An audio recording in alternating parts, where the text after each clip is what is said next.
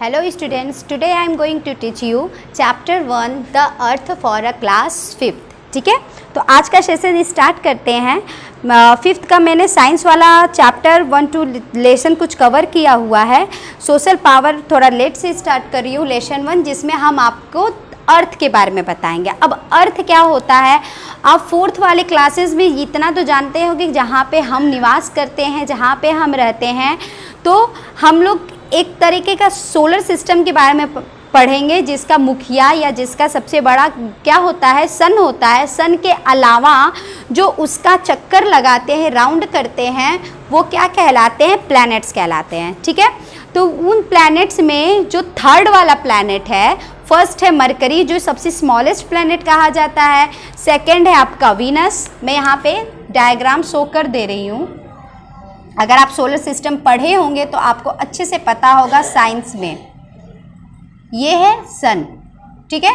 और जो हमारा हमारा सोलर सिस्टम है, जहाँ पे हमारी प्लेनेट अर्थ रहती है, उस सोलर सिस्टम को जो भी वो राउंड करते हैं वो इलिप्टिकल शेप का होता है। इलिप्टिकल, गोलाकार राउंडेड शेप नहीं होता है, इलिप्टिकल शेप होता है। इतना आप याद रखिएगा।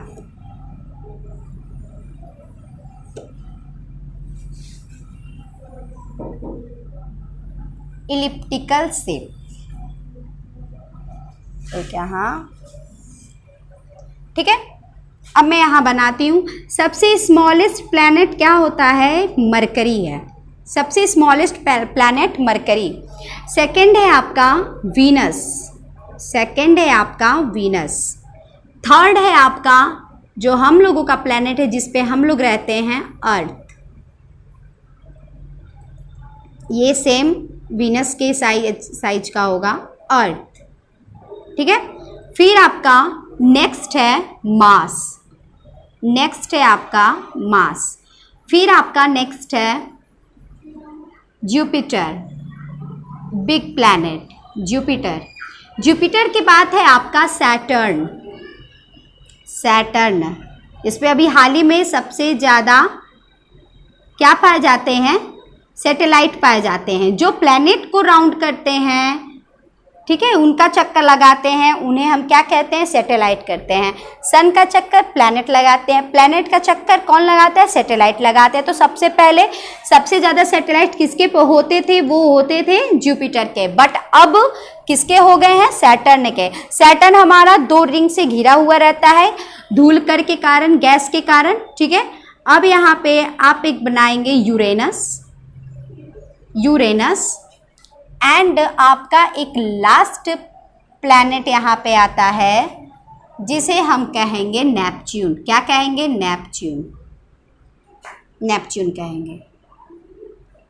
एक और प्लैनेट होता था जिसे प्लूटो कहते थे, जिसे ड्वार्फ प्लैनेट कहते थे। वो क्या हो गया, वो गायब हो गया है 2008 से। इसीलिए कितने हमारे प्लैनेट है, 1 2 3 4 5 6 7 और 8। मैं यहाँ पे नाम लिख दे रही हूँ। ये है आपका मरकरी, ये Venus, Earth, Mars, Jupiter, Saturn,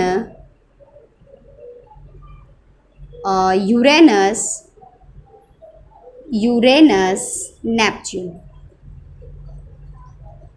ठीक है। जो लोग भूल गए हैं वो अच्छे से इस फिगर को देखेंगे।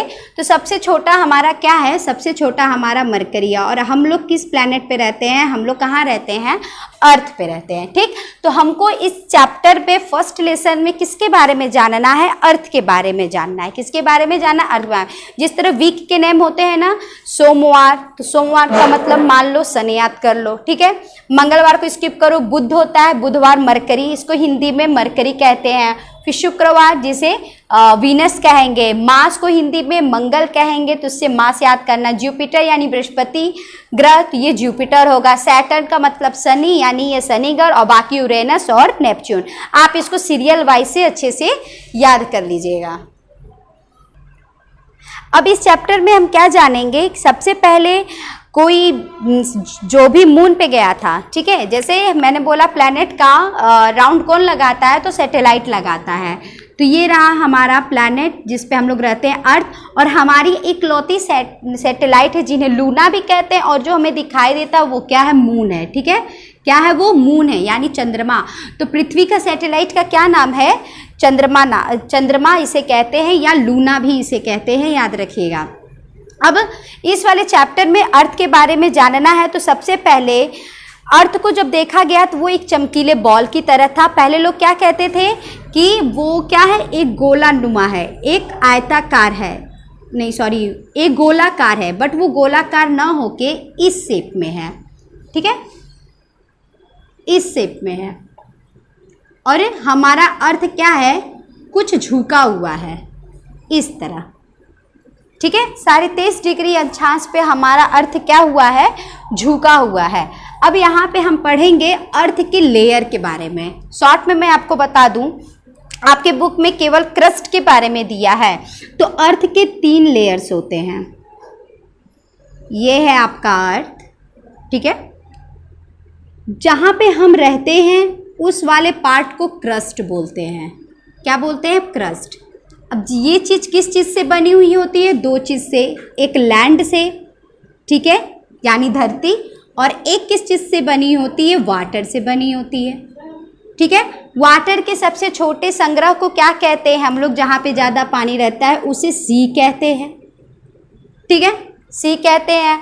और लैंड यानी लैंड को भी हम लोग क्या कहेंगे, हमारे अर्थ पे जितने भी हैं, इंडिया में जितने, जिसे जो कॉन्टिनेंट होते हैं वो 7 टाइप्स के, 7 प्रकार के होते हैं। Part of a continent are 7। कौन कौन से होते हैं ये मैं अभी यहाँ लिखूंगी। पहले इसके लेयर के बारे में चाहिए। ये क्रस्ट हो गया, उसके अंदर वाला जो लेयर होता है इसे हम क्या कहते हैं, मेंटल कहते हैं। क्या कहते हैं, मेंटल कहते हैं। और सबसे लास्ट में जो अंदर वाला है लेयर, इसे हम क्या कहेंगे, कोर कहेंगे, जो आज भी बहुत गर्म है। क्या कहेंगे, कोर। तो आप इसे नाम याद रखिएगा, क्रस्ट, मेंटल और कोर। क्रस्ट, मेंटल और कोर। अब यहाँ पे मैं 7 कॉन्टिनेंट के बारे में बता रही हूँ। 7 कॉन्टिनेंट, जितना भी पॉइंट यहाँ कवर कर रही हूँ सब इम्पॉर्टेंट है, याद रखिएगा। एशिया, यूरोप, अफ्रीका, जिसे डार्क कॉन्टिनेंट भी कहते हैं, याद रखिएगा, डार्क कॉन्टिनेंट, अफ्रीका को डार्क कॉन्टिनेंट। फिर है नॉर्थ अमेरिका,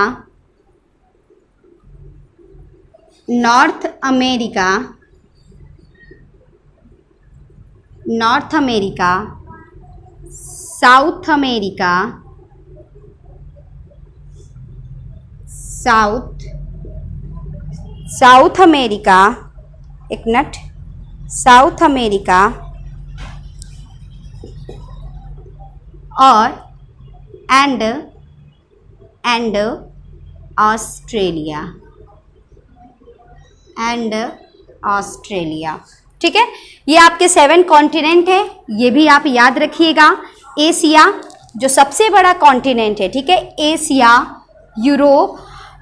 एक्चुअली हमारा इंडिया है वो कहाँ पड़ता है, वो एशिया वाले पार्ट में पड़ता है। ठीक है, ये याद रखिएगा। मैंने बोला क्रस्ट 2 चीज़ों से मिलके बने होते हैं, एक लैंड से और एक वाटर से।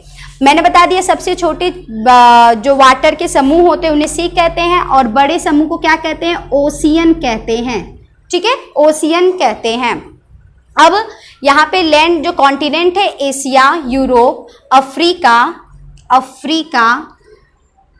North America, south America, Australia. 1 2 3 4 5 6, 1 2 3 4 5 6, और सॉरी एक अंटार्कटिका, मैं भूल रही थी, यहाँ एंड लगा दी हूँ, सॉरी। यहाँ पे क्या हो जाएगा, एक आपका अंटार्कटिका। ठीक है, ये आपके 7 कॉन्टिनेंट हो गए। अब आपको क्या मैं बताऊं कि जो इसके जो वाटर के जो छोटे समूह को हम क्या कहेंगे, सी कहेंगे। लार्ज समूह को हम क्या कहेंगे, ओशियन कहेंगे। ठीक है, ओशियन में भी अलग अलग प्रकार के होते हैं, जिसमें साउथ ओशियन मस्ट है, याद रखिएगा। South ocean,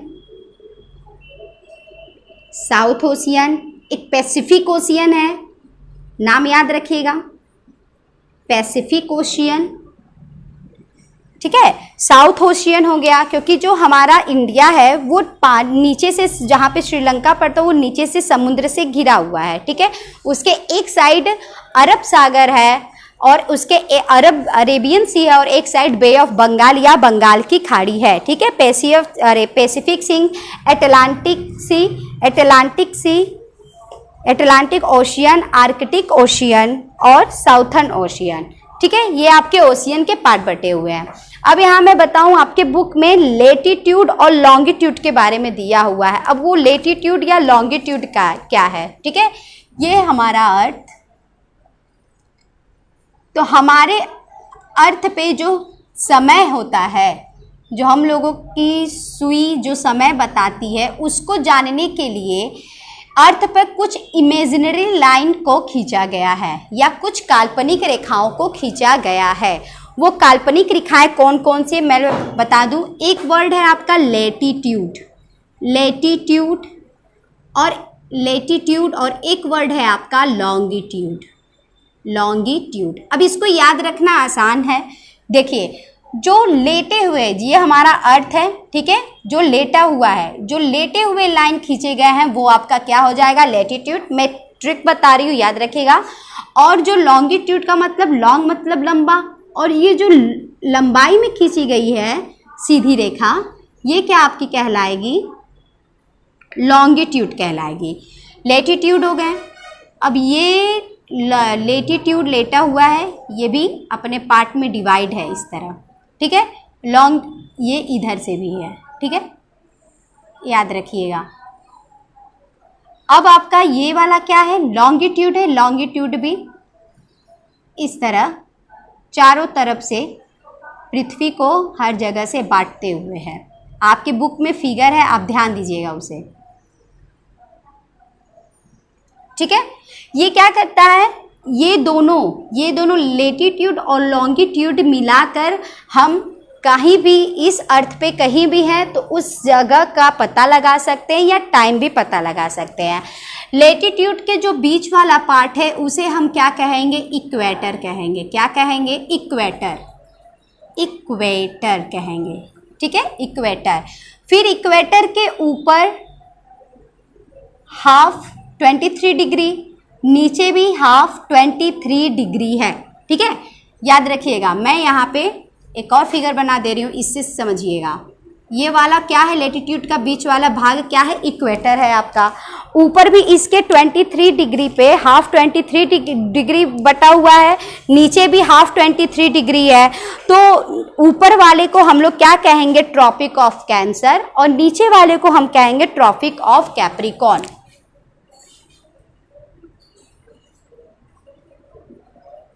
tropic of Cancer, ठीक है, ट्रॉपिक ऑफ कैप्रिकॉर्न, ठीक है। कर्क रेखा, मकर रेखा, क्या कहेंगे, कर्क रेखा और मकर रेखा कहेंगे। फिर इसके ऊपर 66 हाफ डिग्री पे भी दो चीजों में ये बटा हुआ है, आर्कटिक और किसमें, एंटार्कटिक में, आर्कटिक और एंटार्कटिक में। फिर इसके ऊपर चले जाएंगे, जो ये वाला सर्कल है, ये वाला इस तरह बना लीजिए, मैंने गलत बना दिया, इस तरह, ठीक है। फिर ये वाला जो सर्कल है ये 66 हाफ है, ये भी 66 है, ठीक है। तो ऊपर वाले को हम क्या कहेंगे, आर्कटिक सर्कल, और नीचे वाले को क्या कहेंगे, एंटार्कटिक सर्कल कहेंगे, ठीक है। अब हमारा, मैंने बताया था हमारा अर्थ कितने झुका हुआ है, तो ये जो एक्सिस है, इसका जो अक्ष है, इसके कारण ये क्या है, झुका हुआ है। और ये क्या है, तो दोनों लाइन को ज्वाइनिंग करते हैं। तो समय और जगह पता करने के लिए लेटीट्यूड लॉन्गिट्यूड के बारे में जानते हैं। ऐसा लाइन ये खींचा नहीं गया है, अर्थ पे है नहीं, इसको काल्पनिक रेखा माना जाता है, जिसको समय को जानने के लिए किया गया है।